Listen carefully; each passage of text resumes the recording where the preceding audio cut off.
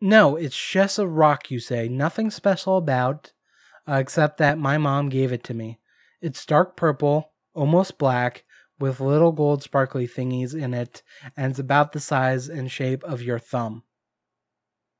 Okay, I'm actually having a hard time with this name, so I'm probably gonna butcher it, but whatever. Tacito cocks his head and looks at you intently, putting on his best thoughtful face. So where is the last place you remember seeing it then, he asks. Who's this guy? He's in Hetty. If you're looking for Evelyn, she's with Professor Vickery. Ludi in the Godina dorms. Is it a bloodhound's sense of smell? Is it divination? No one really knows how, but Tacito always knows. Most people find it useful, but for some people it's awfully disconcerting that Tacito is never wrong. You're an odd one. Well, if I knew that, I wouldn't need your help, would I? You shriek.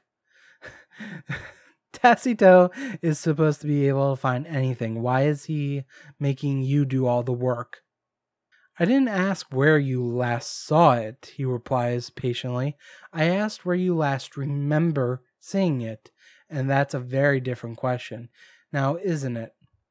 The next several minutes continue on like this, with Tacito grilling you about everything you can remember or think of to tell him about your missing keepsake. It's not like the rock is valuable or anything, at least to anyone but you. The water-polished stone came from a creek near where you grew up, given to you by your mother to keep you grounded wherever you go. That's an interesting thing for my sky pirate mother to tell me. You would think she would want my head is in the clouds. Although you don't carry it with you everywhere, you still like to know where it ended up. You carry on racking and racking your brain to think of any information that may help to find your lost memento. Finally, after what seems like hours, Tactico thinks he may have a solution. Okay, you have a choice now. I need one of two things to make this work. I either need a few leaves from a dog-ear plant or a river rock about the same size as the one you're looking for. There's dog-ear growing on the very north end of the school grounds. Should only take you a few minutes to get it, or the river on the south end should have the right sort of rock for my purposes. Your choice. I can divine the location with either. Okay, well, I guess we'll go with botany. You follow his direction to the north end of campus, this far towards the outskirt of campus. The grounds are mostly overgrown and wild. You didn't want to admit to Tacito that you aren't sure what dog-ear plant actually looks like, but you managed to ply a rough description out of him before you left. The trees here are dense with thick, bristly undergrowth, blocking nearly all the space between the scaly trunks, and you have to move slowly to keep from getting cut or scratched with every step. Finally, you spot a plant that seems to match Tactico's description. A low-lying leaf herb with brown floppy leaves. Apparently the dog this plant was named for was very sad because none of the leaves stand up in what you would think of as a dog-like fashion. But you can see the resemblance to perhaps a beagle. Well, whatever it's called, I hope this works. You think as you pick 4 good-sized leaves from the drab and slightly smelling plant.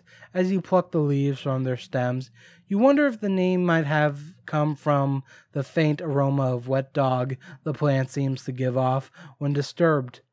Hopefully you won't stink for days after this. You drop the leaves in your pouch and head back to Tactico's chamber. When you arrive, Tactico has a small cauldron bubbling over a log in his fireplace. There you are, he says. Oh, God.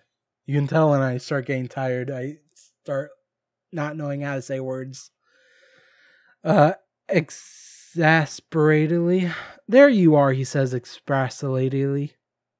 He takes the leaves from you and throws them into the boiling water. Soon the room is redolent with the unmistakable wet dog smell you noticed earlier. After a moment, he leans over the cauldron, breathes deeply of the steaming vapors. He scrunches up his face, wrinkles his nose, trying to look thoughtful, but mostly managing to look like he'd really rather be smelling anything but hot dog ear. Yes, he says at last, I have it. I see a yellowish brown robe in a drawer in your chambers. He pulls his head back, gasping quickly for fresh air, then continues. You should go back to your chambers and check the pockets of any light brown robes you have. You thank Tactico, then run back to your room. If Tactico is right, his reputation is clearly deserved, but you have your doubts. You own only one robe that fits that description, so when you get to your room, you go immediately for the drawer where you keep it.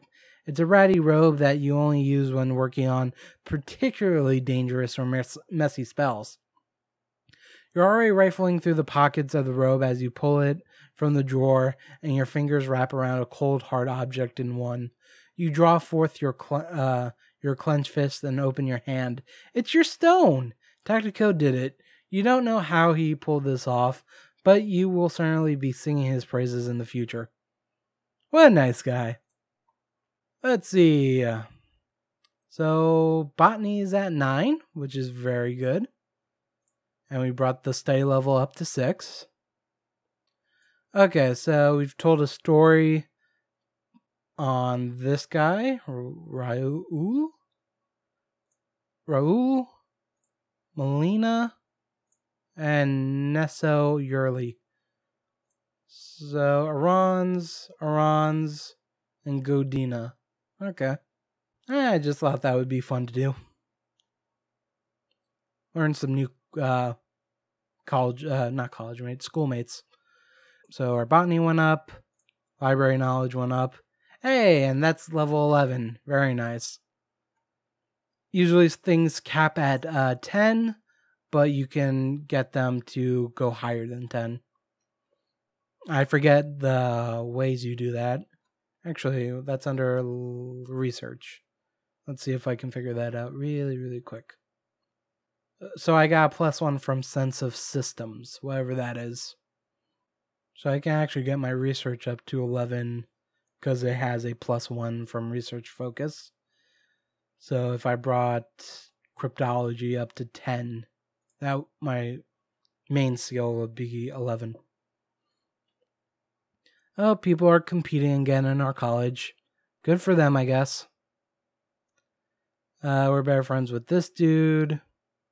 Vernon impressed the legate, which good for them. And did anyone do anything interesting? Doesn't really look like it, so. Who's up in... Well, it should be Vernon, actually. Because they just won, yeah. How far ahead are they? 276, so 245, and 240 over there. So they're a fair bit ahead, though Morvidius can easily catch up to them. Okay, so we have exams pretty much up till Friday. You know what? I'm going to do one more day.